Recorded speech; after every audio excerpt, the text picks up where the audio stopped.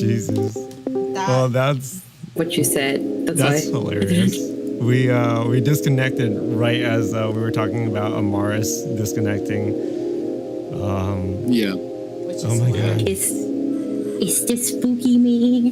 It's just spookiness. It Okay. is. We love that. Yeah, no, that was just no Wi-Fi. But yeah, imagine if Amaris never Leo says, imagine if Amaris never left a call, just like stayed in here, but just like not saying anything. Hell You yeah. hear like a. You just like caught my channel from there on. Damn. Just like any. I'm a ghost too. Oh my god, I feel like that could be the perfect setup for like for a ghost story. It's just like any Discord call or any Discord channel that I go to, you just show up, you just connect, and just like say nothing.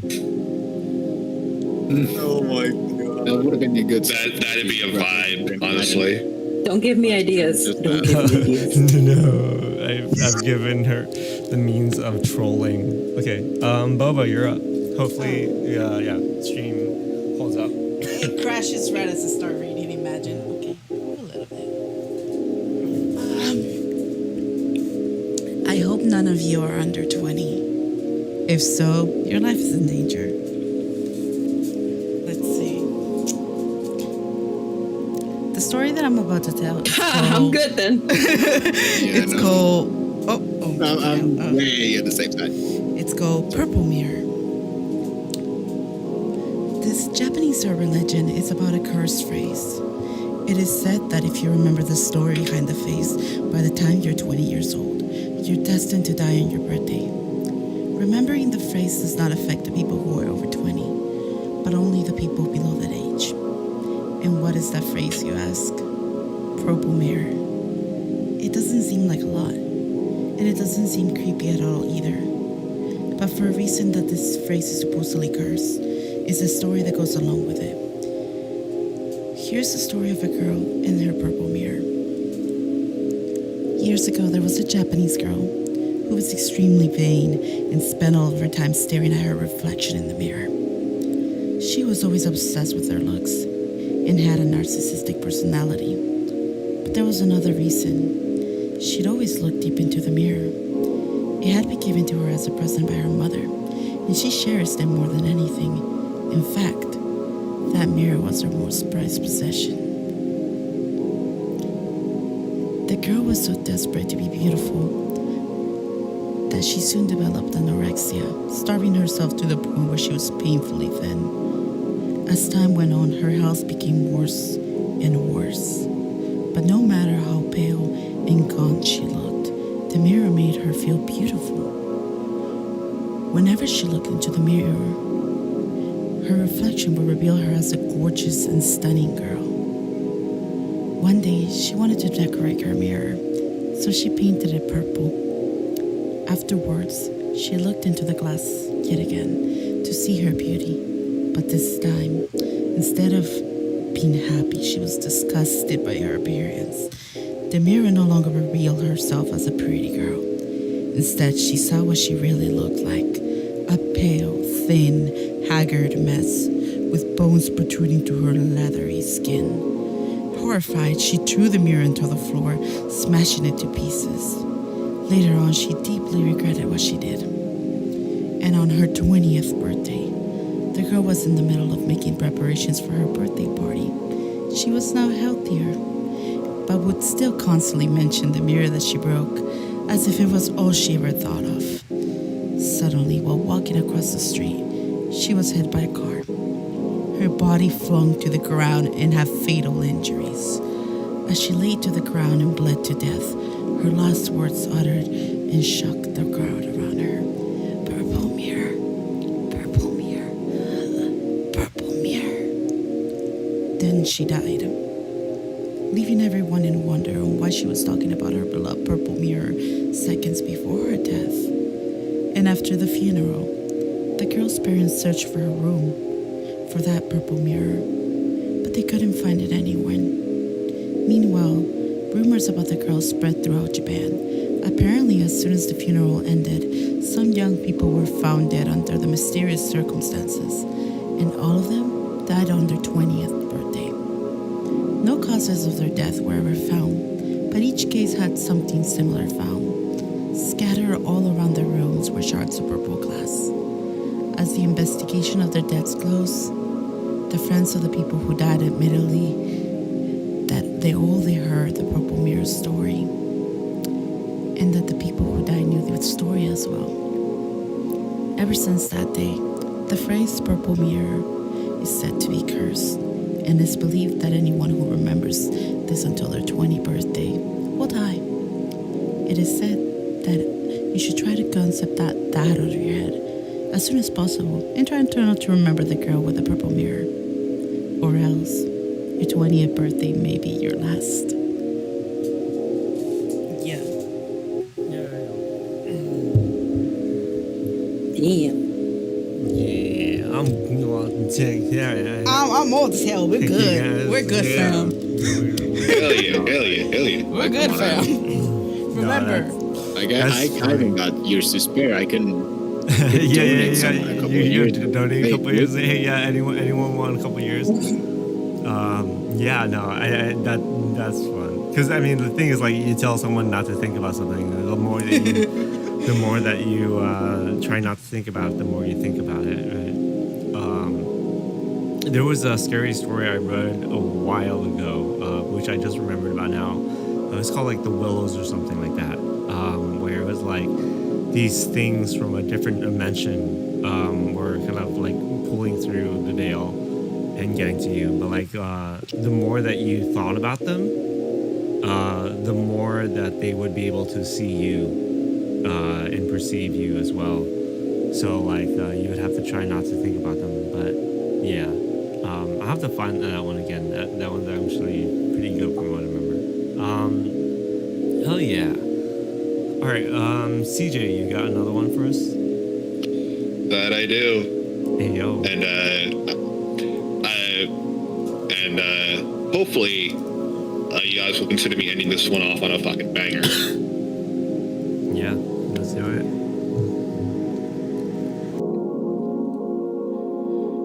The first thing you've got to know is you've got it all wrong. Take away everything you know about theology and throw it away. When you're ready, read on. It was a cold night, colder than usual for the city, at least. The moon shone above us, lighting our path. We didn't need to see to know our destination. The place may as well have been programmed into our minds. The only place open on the far end of town, overlooking a placid ocean that stretched for who knows how long, drew us like a flame. The building, decrepit and decayed as it was, let loose a soft light from one of its windows. A single word, its paint chipped away, stretched over the plate glass. At one point it read Jerry's, but now it's more like Ickness. The condition of the place belies popularity. Unless you knew of it, you'd overlook it or write it off as a drug den. Drugs, that being said, were just one of the many things it offered, but only to a close crowd of hand-picked customers. Everyone else knew it as a coffee house that stayed open despite its lack of business. Many suspected that it was a front for something more sinister, or that it was simply being funded from the owner's pocket alone. If only they knew, they'd wish the explanation was that simple. Still, the thoughts of the genuine populace aren't why you're reading this, are you? You're reading this because you're fucking insane. Oh, sorry, that just kind of slipped out. What I meant was, you're reading this because you're seeking, like many others, deification. I have to warn you, though. You're traveling a well-worn, but nonetheless dangerous path. If you want to continue, fine. Just don't blame me. You're going to need a full bottle of alcohol, preferably whiskey, though the brand doesn't matter, a knife, a mix of Destroying Angel, Hellebore, and Belladonna. All of these things must be got at the same place. This is the place where you'll be performing the ritual, so be sure that it's lonely or you'll risk being caught. I know what you're thinking, though. How the hell am I to get a bottle of whiskey, a knife, and some rare herbs all in the same place? All I can say is, there's ways. Manipulate a friend into buying these things and giving them to you at the ordained spot. For the herb/knife/alcohol store. I don't fucking know. I just know how it must be done. When you've done this, wait for a night when the stars sparkle like the shards of a shattered mirror. If it's the right time, you should smell incense faintly on the wind. As soon as you arrive, the skies will darken to a royal purple, and the grasses, even if not present before, will blacken. The slightest touch will make them crumble, so it's easy to know where you've been before. Look to the horizon, and you'll see white pillars jutting up into the sky. Walk towards them. You'll want to take the most direct path possible. Trust me on this. It's my only gift to you. Approaching them, you'll find a woman chained to the bottom of a deep well, deeper than you could possibly hold your breath. She doesn't struggle, doesn't scream, simply stares up at you with persistent want. Don't meet her gaze, or you'll find her walking towards the well, whether you want to or not. You'll jump in, and eventually drown trying to save her. Keep walking towards the pillars to find a series of raised platforms, forming a staircase to the highest one. As you walk up them, you'll hear and see the most terrible things. People being slowly flayed to the bone, infants being, whether we can, they're not going to say because DMCA, and just Sandy, people screaming for help, for mercy. Ignore them. They are but memories now. You cannot save them. As you step onto the final platform, it'll collapse out beneath you. You still got the alcohol from before? You're gonna need it if luck's not in your favor. As you plummet to your death, you'll hear one of two things. A powerful voice stating that it's not yet your time to die, or the same voice reciting a long list of everything you've ever done that would condemn you. If you hear the former, congratulations, you're in the clear. Get the following message and carry on. If you hear the latter, well, then you'd better hope that death's thirsty. If he is, you can trade that bottle of booze one more year. It'll easily be the most uneventful year you'll ever have, well, because your unplanned for extension cannot be allowed to have effects on the lives of others, lest it attract the notice of the archgods, who are very destroy it all and start again happy. Still, this kind of thing happens when you make people serve 1,000-year-long shifts. Just saying, if any of them are reading this. If it all goes properly, you'll find yourself in a vast expanse of void. Stay perfectly still and watch the ground, quote-unquote, for flashing squares. These are markers for the more forgetful deities, so they can avoid a death by matter compression. That's right, you're in the heart of a black hole. Technically, you're smaller than even the lowliest bit of subatomic material, but that's got no bearing on things. Remember the coffee house from before? That's your end goal. As you walk forward through the wormhole, keep it in mind. Feel the cool sea breeze on your face. Smell the crisp, salty air. Hear the plucking of a nostalgic melody drift idly through the night. Go towards the light and open the door. If you did it correct, you'll see a very empty coffee house. Tables are scattered throughout the room, all in states of disuse. Some chairs are tipped over, the food on the table waiting patiently for an owner who will never return. Choose one of them and sit down. Eventually, the piano man will notice you and come over. He will ask you about why you're here so late at night. The smell of stale coffee and cigarette smoke will lace his every breath, but make no noticeable mention of this. Else, you'll be found the next morning reeking of bourbon and coffee. Your vocal cords will be messily removed from your throat, usually severing the jugular, and be discovered in your rectum. If you give him a decent answer, he'll suddenly lean close to you and inhale deeply. Don't ask him what he's doing, just hold up your packet of herbs. He'll snatch it away, a greedy gleam in his eyes, and point his grubby thumb towards the back. Walk back there, you'll find a door to the cellar, conveniently hidden behind the register counter. Pull it open to find a beautiful man or woman shackled to one of the room's tiny walls. As soon as you go down, the door will slam shut behind you. You'll hear the sound of a lock clicking into place. The person before you is a god/goddess that has fallen from grace. If you wish to become a deity, you must find a way to kill them and steal their soul. Do this with much quickness, though. Chained or not, you are facing a deity. If you aren't destroyed in the first couple of seconds, you'll eventually starve to death. But you'd give anything to be powerful, wouldn't you?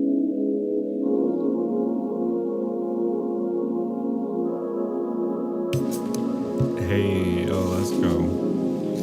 I suck at following directions, so a lot of these I would fail after the second bit. I would just die. Yeah, Simple. I would just die. Yeah. I think I didn't do the fucking staircase ritual then, because that has so many more instructions that you would have fucking failed on. Instructions unclear, got possessed. It was going out. Yeah. Instructions unclear, tortured to the ends of time by benevolent spirits. Yeah. Don't you hate it when that happens? Hey, Klaus, welcome in. Also, welcome Hi, in, Klaus. Silver. Thanks for the raid. Yeah. Thank you for the raid, guys. For the raid, Silver. Yeah. How was your stream? What were you guys doing? Thank you. We're telling ghost stories right now. Ghost stories, horror stories. We Remember started to hydrate. Yeah. Oh yeah. Remember to hydrate. So yeah, we're actually closing up the night and stuff. But yeah, this is super fun, and I think there's like a lot more that we can share and stuff. We started with like a lot of personal stories and encounters, and then kind of moved on to ones that we've heard or have been told or found online that were pretty cool. Yeah, dude, that was a solid one. But yeah, if you have to go take care of yourselves, or if you want to stick around for the rest of the stream, we're just closing out with some stories here. But yeah, let me give you a shout out. Everyone, if you guys don't know who Silver is, they're super awesome. They've joined us for a lot of stuff. Karaoke, game shows, things like that. They do a lot of like more like game show type, like improv and stuff like that, where like we just talk and like decide who wins in a bracket fight, like who's hotter, like what's the hottest game character, or they did a couple like Jeopardies and cartoon Jeopardies and stuff like that. So it's super fun to hang out with and stuff like that. Wait, what was it again? Them out. Silver Defrang. I gave him a shout out. I met him before. Yeah. Oh, sir. Oh yeah. All right. Well, thank you. Let's go. Ceiling, do you have one that you want to share with us, or do you have any? I have one from Yeah. Just adjust your volume so we can hear you a little bit better. Okay, warning, this might be low. Copy. Here we go. No, I might raise my voice. There's a man. All right. Yeah. Whenever you're ready. Okay, here we go. 3, 2. I'm a bit nervous, but 3, 2, 1. There's a man in the woods. What a spectacle. Before the story started, this school was still repectacle. My students used to skip down the hill to the hockey circle, pluck a couple, and collect their nectars till they pick their fill. Except one obnoxious kid, Sid, who just watches them eat the flowers while he's seeing scroll because he couldn't bear to share his sweet treats throughout our recess hour. I remember the kids saying, "There's a man in the woods." That's how the rumors began. Of course, Sid had spotted him first. The poor kids. He got amnesia on it in his spell about a serial killer who Gunbarrel glint hints and pearl a visit to the nurse, or worse, or hearse, waiting just beyond the dale. The children saw him everywhere. "Look, over there! That man had Batman ears, we swear, and crazy yellow eyes. We saw something rusty. His shotgun? It must be. I saw a lady serve her thigh." Trust me, every word I heard was absurd. Yet each day, Sid would stray down way past the back playground. Who else was brave enough to save us from the killer's next plot? The rest of the lot would stop back at the plot top, sure that any closer they were bound to be found deep in the woods, left to rot. I pleaded for the kids to think and learn to be mature, but after a few more rumors doomed my attempt to prove the school secured, their fear was interred, and when the buses drove them all home, the parents finally heard. Everything just blew up. I received a wall of emails and calls full of shrinks, wails, and all from terrified families who heard word of murder and didn't like my lack of actions at all. What was I supposed to do? Calm the whole forest? Yeah, right. Would you? That means I didn't care? That's not fair. The stories that were you weren't true. Of course I would feel regret had there been a real threat and I ignored it. And some poor kid got kidnapped while the kids were napping. But you couldn't admit that your good little kid would formulate a fib, so you ignored what I said. Your little angels could never cook up such an incredible creation? An overreactive emotion, but maybe my kid could never lie. But my kid could never lie. How dare I? Accuse a child of being dishonest? Just monstrous. The parents were displeased, and when the PTA took action, they dismissed me from the classroom. Like they knew what was best for their kids. Do you know how difficult it is to get a job when a bitter mom slanders your rep with a child neglect from the outset? Now who's in control? Freak for your classes. Single file lines, single file lines, single file line. I care led by the spines. Really? Are you blind? Will you find your spine? Said that child decides to fill our minds with lies, and the next thing you see is people me like I committed a crime. I was in my prime. Those kids were lucky to have me. Do you see what you did? But I can play along. I can be good. Do you hear that, Sid? There's a man in the woods.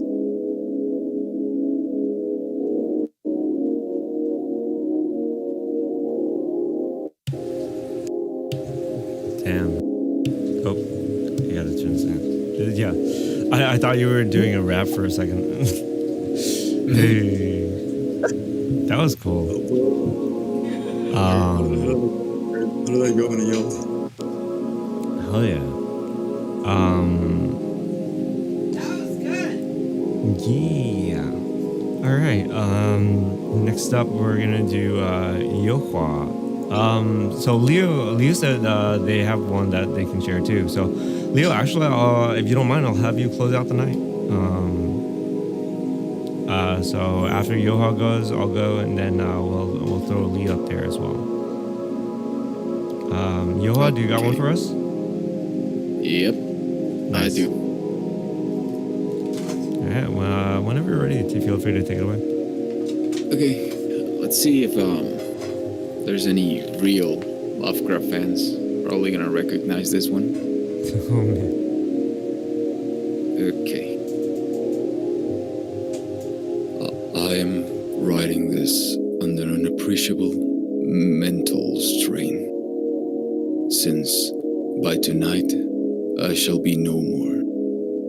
Penniless, and at the end of my supply of the drug which alone makes my life endurable. I can bear the torture no longer, and shall cast myself from this garret window into the squalid street below.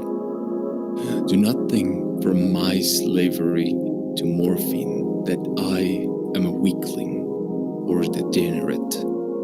When you have read these hastily scrawled pages, you may guess, though never fully realize, why it is that I must have forgetfulness or death. It was in one of the most open and least frequented parts of the broad Pacific that the packet of which I was supercargo fell a victim to the German sea raider. The Great War was then at its very beginning, and the ocean forces of the Hun had not completely sunk to their later degradation, so that our vessel was made a legitimate prize, whilst we of our crew were treated with all the fairness and consideration due as a naval prisoners. So liberal, indeed, was the discipline of our captors that 5 days after we were taken, I managed to escape alone in a small boat with water and provisions for a good length of time.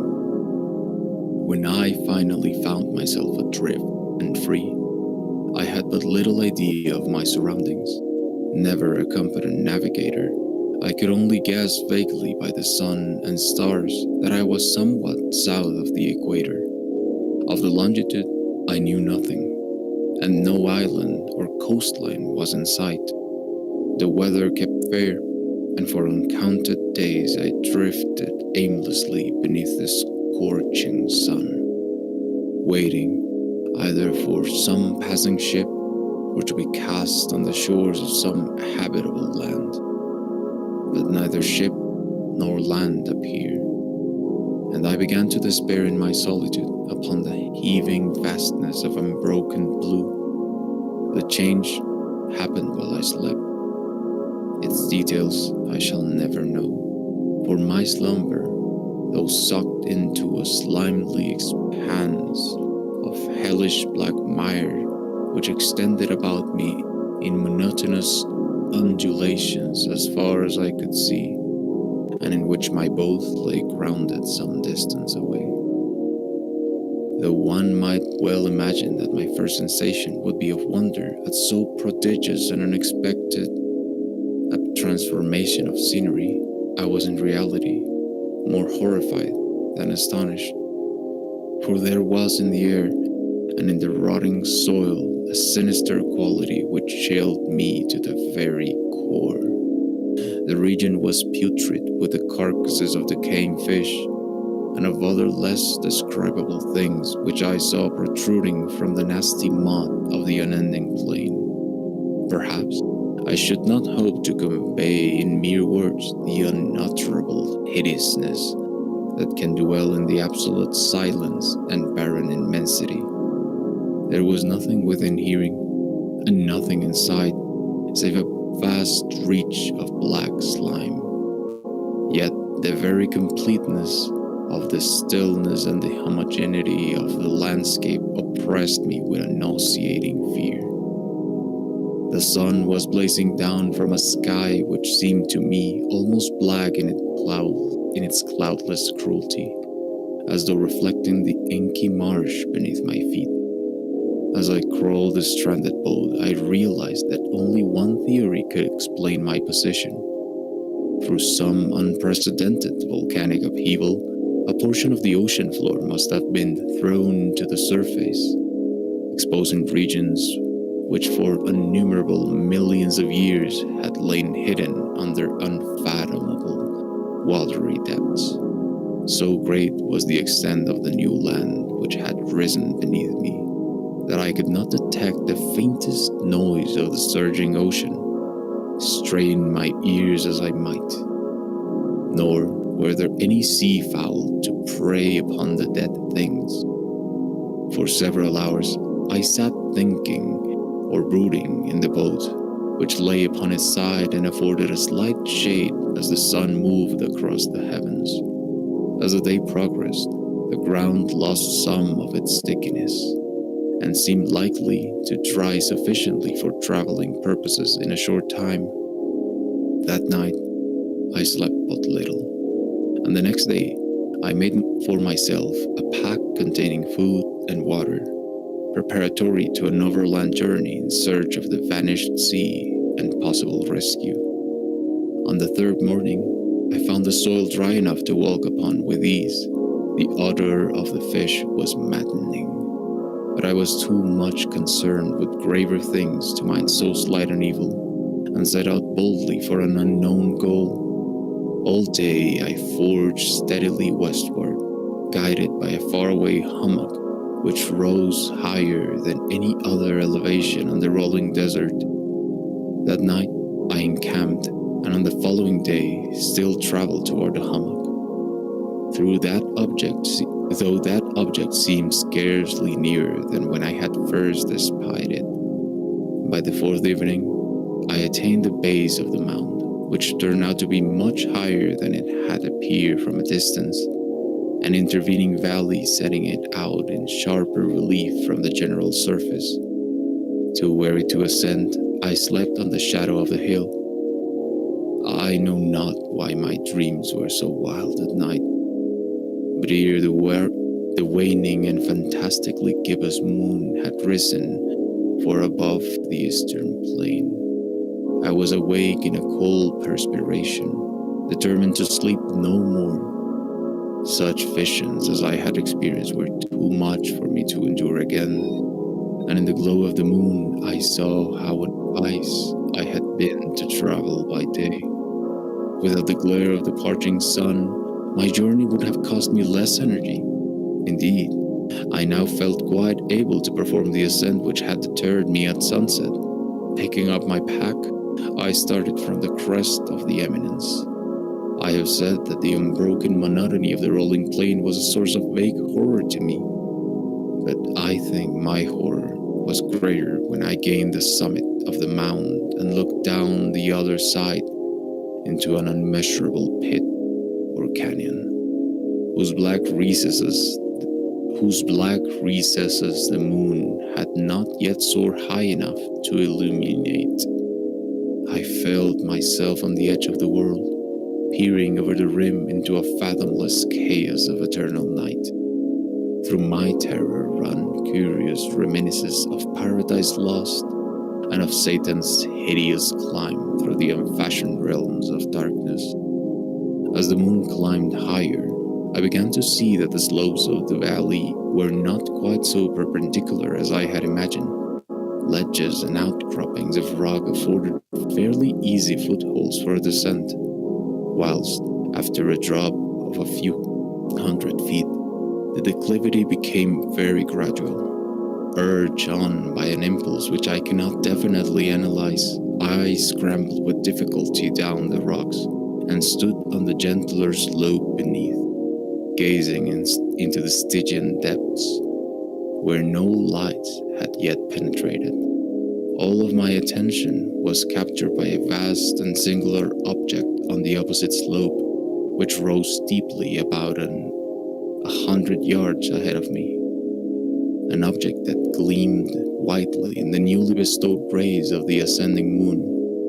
That it was merely a gigantic piece of stone, I soon assured myself, but I was conscious of a distinct impression that its contour and position were not altogether of nature. A closer scrutiny filled me with sensations I cannot express, for despite its enormous magnitude and its position in an abyss which had yawned at the bottom of the sea since the world was young, I perceived beyond a doubt that the strange object was a well-shaped monolith, whose massive bulk I had known the workmanship and perhaps the worship of living and thinking creatures. Dazed and frightened, yet not without a certain thrill of the scientist or archaeologist's delight, I examined my surroundings more closely. The moon, now near its zenith, shone weirdly and vividly above the towering steeps that hemmed in the chasm, and revealed the fact that a far-flung body of water flowed at the bottom, winding out of sight in both directions, and almost lapping my feet as I stood on the slope. Across the chasms, the wavelets washed the base of the Cyclopean monolith, on whose surface I could now trace both inscriptions and crude sculptures. The writing was in a system of hieroglyphs unknown to me, and unlike anything I had ever seen in books, consisting for the most part of conventionalized aquatic symbols such as fishes, eels, octopi, crustaceans, mollusks, whales, and the like. Several characters obviously represented marine things which are unknown to the modern world, but whose decomposing forms I had observed on the ocean-risen plain. It was the pictorial carving, however, that did most to hold me spellbound. Plainly visible across the intervening water on account of their enormous size were an array of bas-reliefs whose subjects would have excited the envy of a Doré.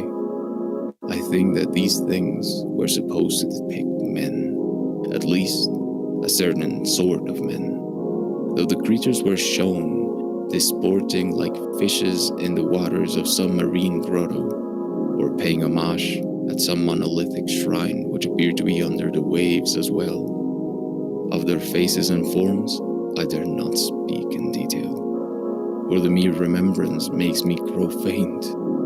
Grotesque beyond the imagination of a Poe or a Bulwer, they were damnably human in general outline, despite webbed hands and feet, shockingly wide and flabby lips, glassy, bulging eyes, and other features less pleasant to recall. Curiously enough, They seem to have been chiseled badly out of proportion with their scenic background, for one of the creatures was shown in the act of killing a whale, represented as but a little larger than himself. I remarked, as I say, their grotesqueness and strange size, but in a moment decided that they were merely the imaginary gods of some primitive fishing or seafaring tribe, some tribe whose last descendant had perished eras before the first ancestor of the Piltdown or Neanderthal man was born. Awestruck at this unexpected glimpse into a past beyond the conception of most daring anthropologists, I stood musing whilst the moon cast queer reflections on the silent channel before me. Then, suddenly, I saw it. With only a slight churning to mark its rise to the surface, the thing slid into the view above the dark waters, vast, Polyphemus-like, and loathsome. It darted like a stupendous monster of nightmares to the monolith, about which it flung its gigantic scaly arms. The while it bowed its hideous head and gave vent to certain measured sounds. I think I went mad then, of my frantic ascent of the slope and cliff, and of my delirious journey back to the stranded boat. I remember little. I believe I sang a great deal, and laughed oddly when I was unable to sing. I have indistinct recollections of a great storm some time after I reached the boat. At any rate, I know that I heard peals of thunder and other tones which nature utters only in her wildest moods. When I came out of the shadows, I was in a San Francisco hospital, brought thither by the captain of the American ship which had picked up my boat in the mid-ocean. In my delirium, I had said much, but found that my words had been given scant attention. Of any land upheaval in the Pacific, my rescuers knew nothing, nor did I deem it necessary to insist a thing which I knew they could not believe. Once I sought out a celebrated ethnologist and amused him with peculiar questions regarding the ancient Philistine legend of Dagon, the fish god. But soon, perceiving that he was hopelessly conventional, I did not press my inquiries. It is at night, especially when the moon is gibbous and waning, that I see the thing. I tried morphine, but the drug has given only transient surcease, and has drawn me into its clutches as a hopeless slave. So now, I am to end it all, having written a full account for the information or the contemptuous amusement of my fellow men. Often, I ask myself if it could not all have been a pure phantasm, a mere freak of fever, as I lay sun-stricken and raving in the open boat after my escape from the German man of war. This I ask myself, but ever thus there come before me a hideously vivid vision in reply. I cannot think of the deep sea without shuddering at the nameless things that may at this very moment be crawling and floundering on its slimy bed, worshipping their ancient stone idols and carving their own detestable likenesses on submarine obelisks of water-soaked granite. I dream of a day when they may rise above the billows to drag down in their reeking talons the remnants of puny, war-exhausted mankind. Of a day when the land shall sink, and the dark ocean floor shall ascend amidst the universal pandemonium. The end is near. I hear the noise at the door, as of some immense slippery body lumbering against it. It shall not find me. God, that hand, the window, the window. And that's it. I like how you were probable sounds of the end. Real, dude. Oh my god, damn, that end. Dude, hell yeah! I love the emotion that you pulled into at the end. Holy crap! Because, like the first part of it, I was just like, man, I don't know if I should be like scared or like soothed, because it was like torn between the two. I was like, this is very soothing, like listening to this read. This is not a in any way not a. This is a compliment. Take it. I might have accidentally fallen asleep. Thank you. I'm gonna consider putting you to sleep ASMR. Listen, I don't understand how a horror story made me like actually fall asleep, but you know what? Great voice. It's just probably my voice, but also Lovecraft tends to start describing this stuff.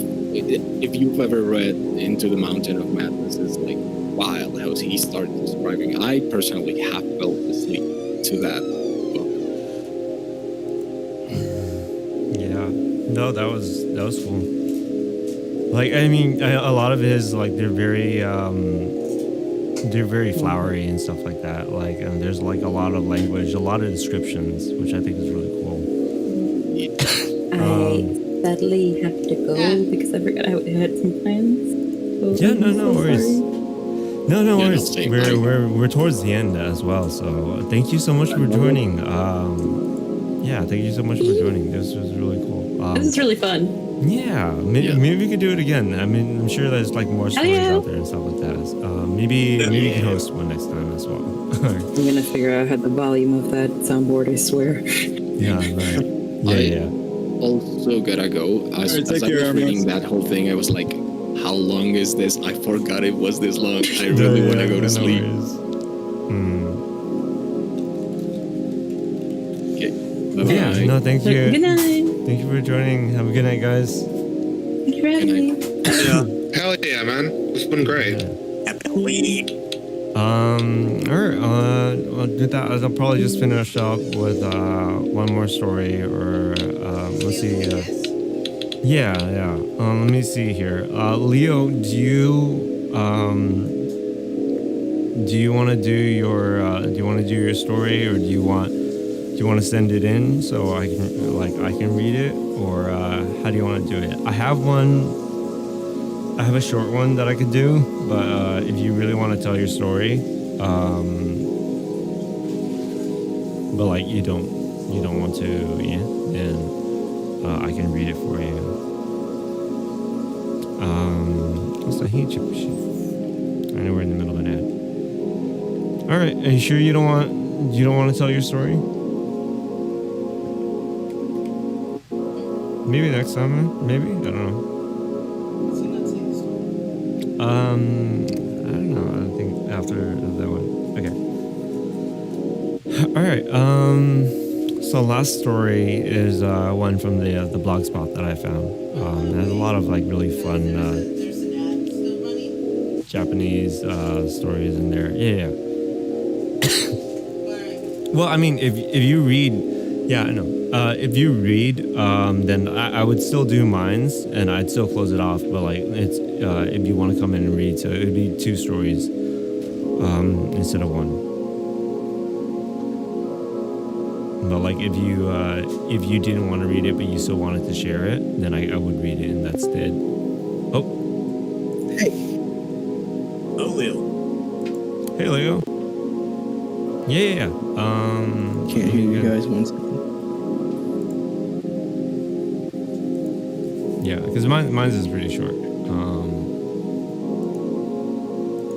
Let me pull in the Fugi tech for real quick here. 7 ads out of 9?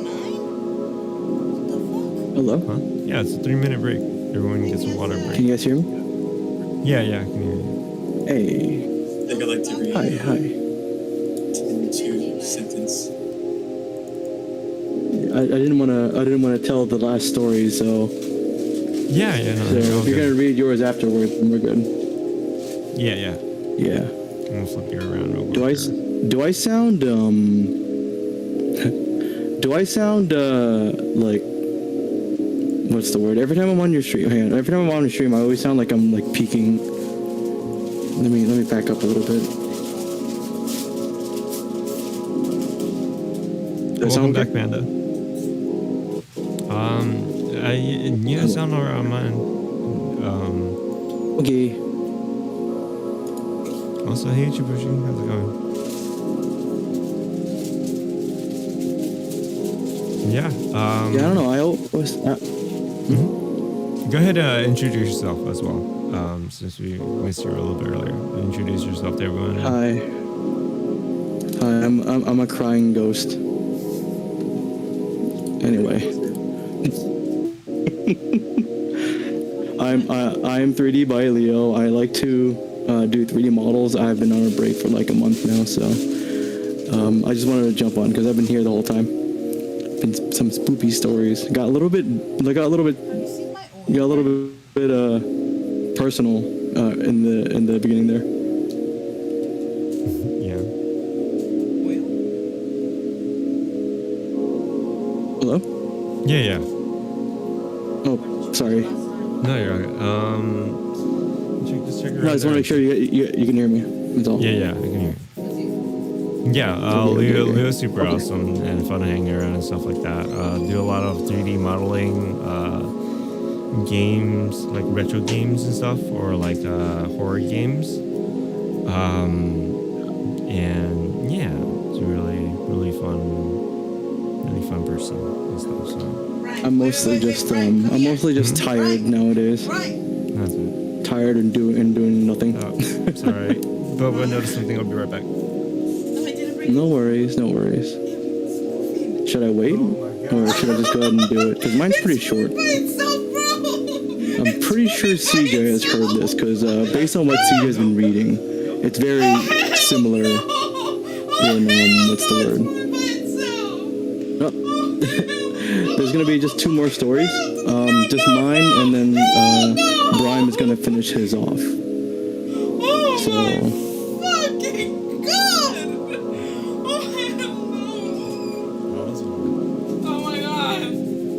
Yeah.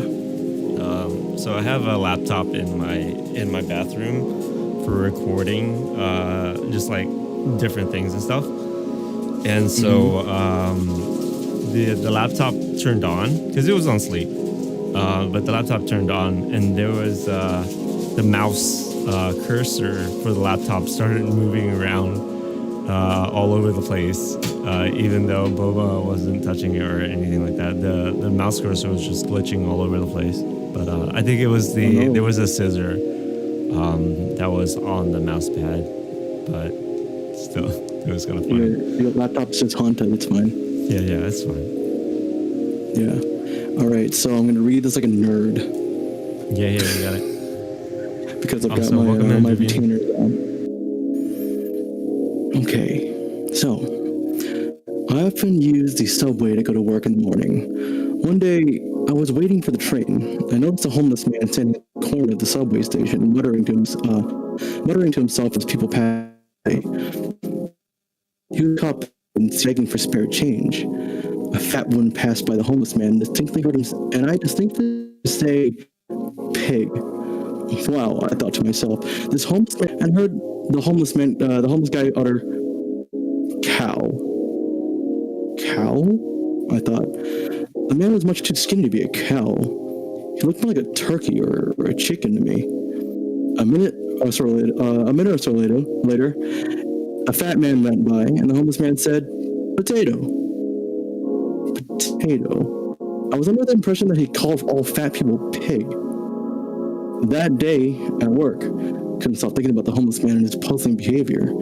I kept trying to find some logic or pattern in what he was muttering. Perhaps he had some kind of psychic ability, I thought. Maybe he knew these people in a different life. I observed the homeless man many, many times and began to think my theory was right. I often heard him calling people things like rabbit, onion, sheep, or tomato. One day, curiosity got the better of me, and I decided to ask him what was going on. As I walked up to him, he looked at me and said, "Bread." I tossed some money into his cup and asked him if he had some kind of psychic ability. The homeless man smiled and said, "Yes, indeed, I do have a psychic ability. It's an ability to obtain years ago, but it's not what you might expect. I can't tell the future or read minds or anything like that." "Then what's your ability?" I asked him eagerly. "The ability is merely to know the last thing somebody ate," he said. I laughed because I realized he was right. He said, "Bread. The last thing I'd eaten for breakfast that day was toast." I walked away shaking my head. Of all the psychic abilities someone could have, that one must be the most useless.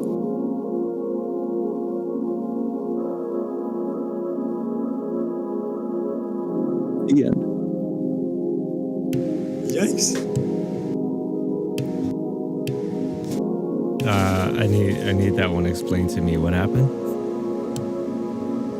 Does anybody want to explain that? Bread.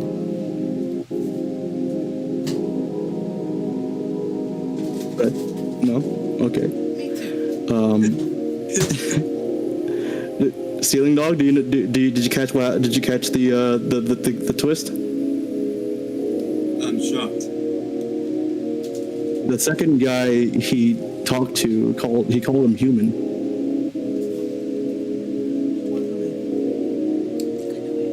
What? You got it? The guy was dead. Oh. The guy ate people. Oh God. Oh no. Damn. Okay. That's my favorite one. I love that one. It's so good. Yeah. Oh, yeah. It feels familiar now. All right. Yeah, it's a really old one. I don't want to hear it. Yeah. Well, I think it might just be that format that's very familiar as well. So it's hard to say. Thank you for sharing that one. That was cool. Oh man, those are the fun ones where like you have to do a double take and stuff. All right. Yeah, I'm just gonna do a short story, and then we're gonna read out. So let's go ahead and let's check here real quick.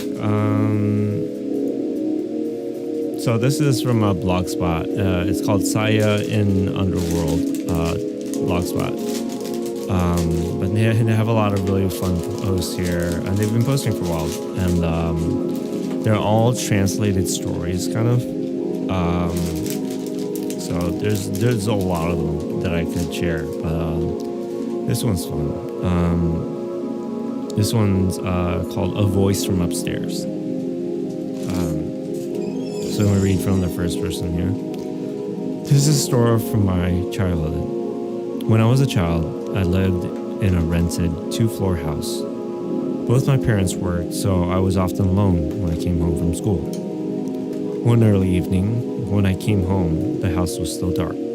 I called out, "Mom?" I heard a voice say, Yes. from upstairs. I called again. And again, got the same Yes. reply. I felt she was calling me and climbed upstairs. When I reached the second floor, I called her once more, and the voice Yes. came from the furthest room. I felt both uneasy and a strong urge to see my mother, and started to walk towards the room. But just that moment, I heard the front door downstairs open and my mother come in, carrying a lot of shopping bags. "Shansuke, are you home?" My mother called in a cheery voice. Hearing her voice made me instantly feel better, and I turned back to go back down the stairs. But not before I had a quick glance towards the room. While I watched from the top of the stairs, the door to the room slowly opened a crack. For a brief moment, I saw something strange in there. It was an unnaturally pale face staring at me.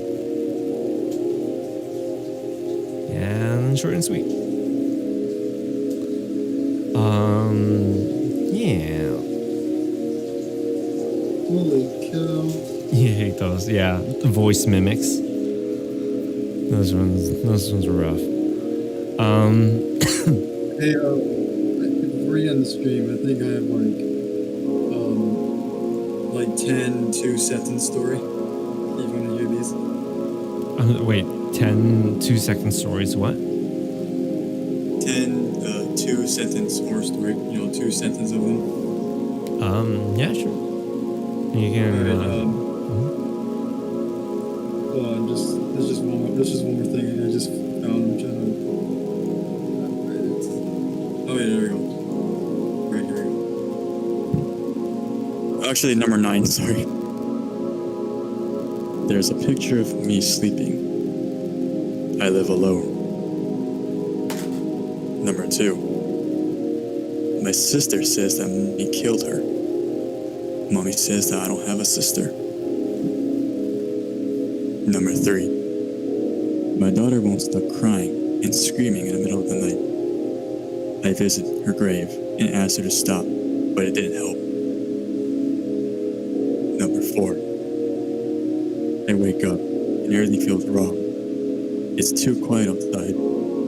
I look out the window and see everyone standing still, looking at my house. Number 5.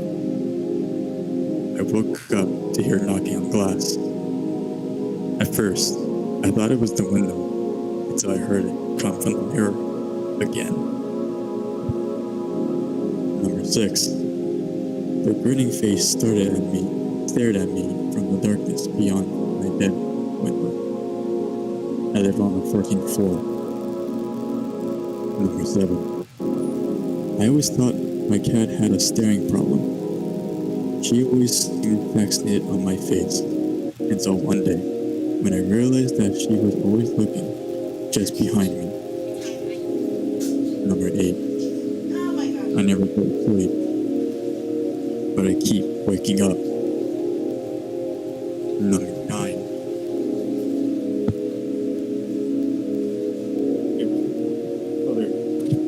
Number 9. I began tucking him into bed.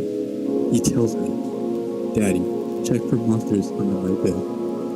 I look underneath for his amusement and see him, another him, under my bed, staring back at me quivering and whispering, "Dad, there's something on my bed." And that's it. Hey, let's go. I like that. I love the short punch of it. It feels like it's like a 4-comb or something like that. My favorite one was there's a picture of myself. I live alone. That part gave me huge chills. Yeah. Like, Awesome. imagine you wake up, you just see a picture on your phone. Like, how did this get on my phone? Yeah. Actually, though. Yo. All right. Well, But with you're that, thank you everyone for sticking around. Thank you for joining us. I know ghost stories are sometimes hit or miss and stuff. But thank you for letting us indulge in this. This is really fun. I really enjoyed hearing everyone's stories and stuff and sharing as well. So kind of as it's a little bit late, so you guys don't get like, weird dreams or anything like that. We'll raid into a pretty lighthearted channel. Really friendly guy. His name is Grim Glassman. He does a lot of glass work, which is really cool. It does a lot of like stained glass type works and stuff. Right now they're playing Mahjong Soul, so they're pretty chill, fun to hang out with and stuff like that. So let me go ahead and make a raid message real quick. I know it's getting pretty late for a lot of you guys. You have to go eat, take care of yourselves, go sleep, get ready for bed, and all that stuff. Feel free to do so. Unwind a little bit. If you like their vibe, feel free to drop a follow and kind of come back to them later and stuff. But yeah.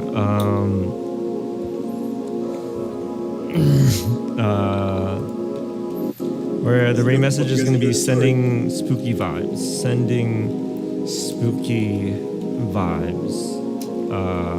And then just going to paste that a couple times. Feel free to copy that. That's a free emote that you can just copy. It looks like a really weird, wonky looking ghost, but you know, that's fun. Thank you for the toothless. But yeah, please go check out everyone who was here with us. Let me before that happens, I just want to make sure that I just want to make sure that I'm closing out. But yeah, like please check out everyone who joined. Thank you, Amaris. Thank you, Boba. Thank you, CJ, Yohua, Ceiling Dog, 3D Leo. They're all in the description. Go check them out. I can't shout them all out once, but definitely go check them out. And maybe we can do another one of these soon. All right. And with that, we're gonna head out and go say hey to Grim. All right. Take care, guys. All right. Hell yeah. Yeah. Yeah. Bye-bye. Bye.